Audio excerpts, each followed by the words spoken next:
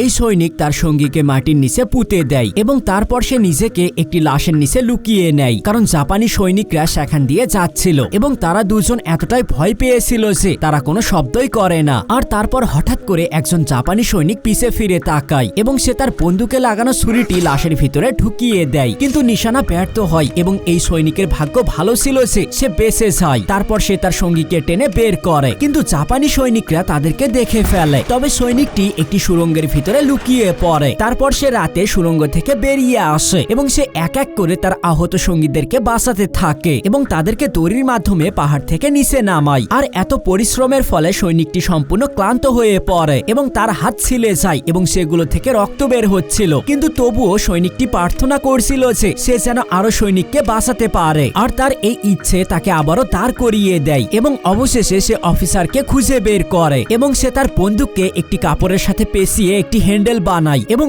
অফিসারকে টেনে নিয়ে যেতে থাকে। আর অফিসার মেশিন গান দিয়ে জাপানি সৈনিকদের উপর গুলি করতে থাকে। তারপর সৈনিক প্রথমে অফিসারকে নিচে পাঠায় এবং তারপর আর একজন আহত সৈনিককে সাথে নিয়ে নিচে লাফ দেয়। আর তখন তার সঙ্গীরাও সেখানে পৌঁছে যায় এবং এই সৈনিকটিও নিরাপদ ছিল। আর সেই রাতে সে ৭৫ জন সৈনিকের জীবন বাঁচিয়েছিল। বন্ধুরা, এরকম দেশপ্রেমিক সৈনিকের জন্য অবশ্যই একটি লাইক করবেন।